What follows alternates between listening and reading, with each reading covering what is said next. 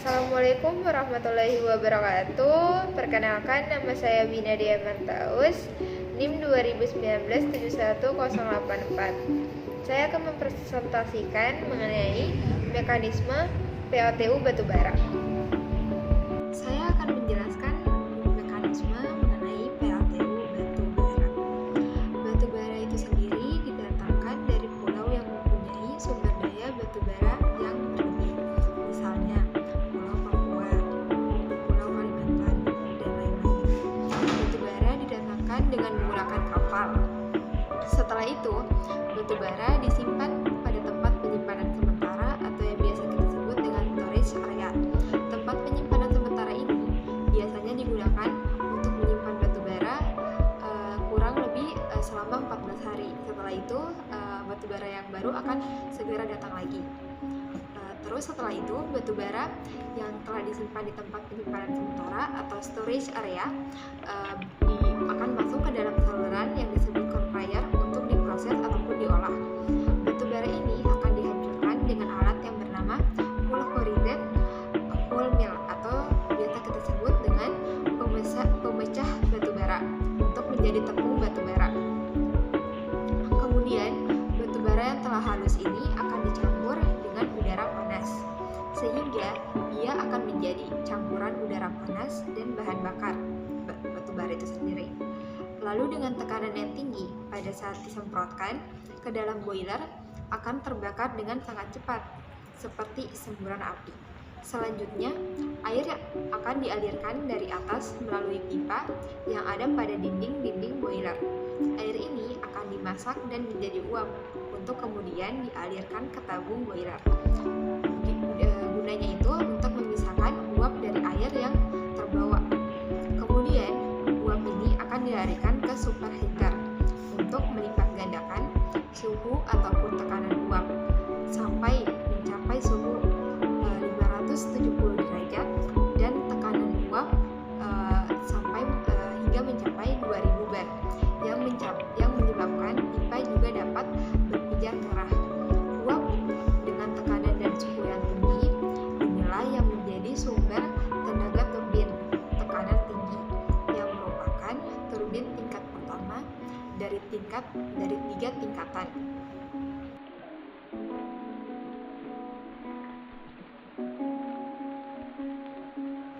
Suhu dan tekanan uap yang akan keluar dari turbin tekanan tinggi akan sangat berkurang drastis.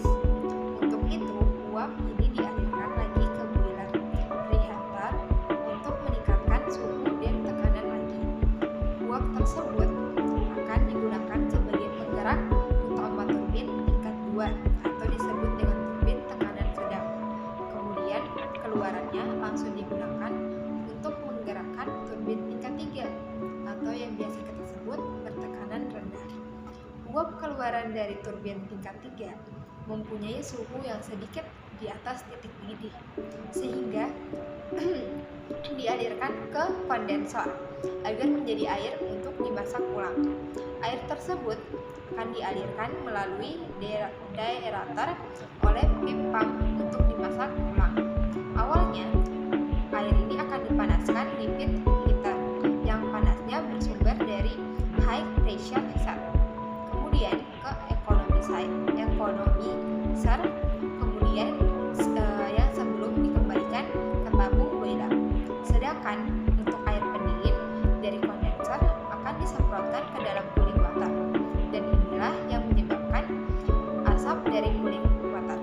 Selanjutnya, air yang sudah agak dingin ini dipompa kembali ke kondensor sebagai air pendingin ulang.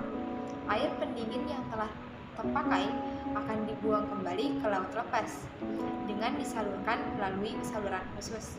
Begitupun pada saat air pendingin masuk, disalurkan dari air laut yang melalui saluran khusus yang di depan gerbangnya telah dicampurkan dengan kaporit agar hewan-hewan laut tidak terikut ke dalamnya. Untuk hewan-hewan laut diberikan kaporit agar hewan-hewan tersebut akan merasakan pusing pada gerbang saluran khusus ini agar mereka tidak sempat terbawa arus hingga masuk ke dalam pipa-pipa saluran khusus. Jika jika pun ada hewan-hewan yang masuk, mereka tidak sempat untuk hinggap dan tumbuh berkembang pada tangki ataupun pipa-pipa khusus dalam saluran air pendingin, karena telah diberi kaporit dan pipa-pipa ini terbentuk dari platina yang dimana tahan dari korosi air garam.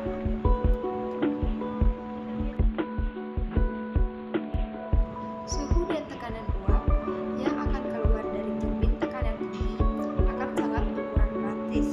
Untuk itu, uap ini dialirkan lagi ke boiler reheater untuk meningkatkan suhu dan tekanan lagi. Uap tersebut akan digunakan sebagai penggerak utama turbin tingkat 2 atau disebut dengan turbin tekanan sedang. Kemudian keluarannya langsung digunakan untuk menggerakkan turbin tingkat 3 atau yang biasa kita sebut bertekanan rendah. Uap keluaran dari turbin tingkat 3 mempunyai suhu yang sedikit di atas titik didih, sehingga dialirkan ke kondensor agar menjadi air untuk dimasak ulang. Air tersebut akan dialirkan melalui deaerator oleh pipe pump untuk dimasak ulang. Awalnya, air ini akan dipanaskan di pit heater yang panasnya bersumber dari high pressure set, kemudian ke economizer, kemudian yang sebelum dikembalikan ke tabung boiler. Sedangkan untuk air pendingin dari kondensor akan disemprotkan ke dalam cooling water, dan inilah yang menyebabkan asap dari cooling water. Selanjutnya, air yang sudah agak dingin ini dipompa kembali ke kondensor sebagai air pendingin ulang. Air pendingin yang telah terpakai akan dibuang kembali ke laut lepas dengan disalurkan melalui saluran khusus. Begitupun pada saat air pendingin masuk, disalurkan dari air laut yang melalui saluran khusus yang di depan gerbangnya telah dicampurkan dengan kaporit agar hewan-hewan laut tidak terikut ke dalamnya. Untuk hewan-hewan laut diberikan kaporit agar hewan-hewan tersebut akan merasakan pusing pada gerbang saluran khusus ini agar mereka tidak sempat terbawa arus hingga masuk ke dalam pipa-pipa saluran khusus.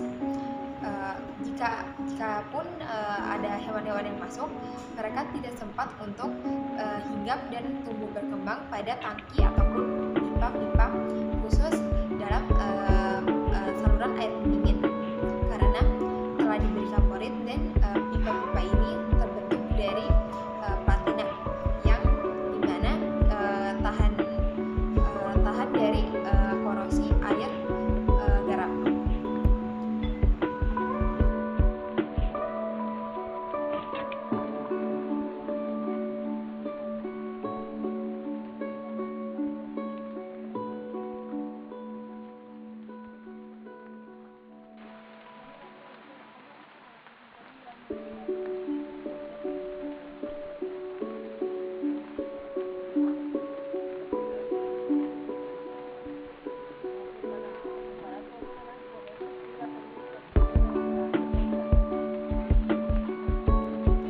Air yang telah dibuang kembali ke laut lepas tidak akan membahayakan semua hewan di dalam laut lepasnya sendiri, dikarenakan air yang mengandung kaporit ini akan dimakan dan dibutuhkan oleh kerang hijau untuk tumbuhan mereka, dan mereka akan menghasilkan air laut yang lebih baik lagi untuk laut lepas itu sendiri. Maka dari itu kita tidak boleh memakan dengan berlebihan kerang hijau, dikarenakan memiliki kandungan kaporit. Dan pada sebagian wilayah yang telah dibangun PLTU, banyak sekali nelayan-nelayan yang ingin memancing di daerah sana, dikarenakan banyak ikan-ikan yang pingsan atau mabuk karena kaporit pada gerbang saluran khusus untuk masuk atau keluarnya air pendingin. Hal ini sangat dilarang, dikarenakan ikan-ikan yang telah mabuk oleh kaporit itu sendiri tidak baik dikonsumsi untuk manusia dalam jangka waktu yang panjang. Maka dari itu, pada saat ketiga turbin digabung dengan sap yang sama dengan generator 3 fasa akan membangkitkan listrik dengan tegangan menengah yaitu 20-25 kW yang kemudian dialirkan ke sistem transmisi 3 fasa. Sedangkan gas buang dari boiler dihisap oleh kipas penghisap agar melewati elektrostatik precipitator untuk mengurangi polusi, dan kemudian gas yang sudah disaring akan dibuang melalui cerobong. Untuk limbah dari batubara itu sendiri tidak ada, karena semua limbah dari batubara itu masih bisa didaur ulang atau dipakai kembali. Contohnya itu fly ash. Fly ash itu adalah campuran dari limbah batubara yang bisa digunakan untuk pembangunan dari sebuah bangunan. Contohnya itu batako itu sendiri.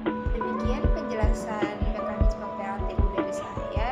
Jika ada yang tidak dimengerti atau ada salah kata, mohon dimaafkan. Wassalamualaikum warahmatullahi wabarakatuh.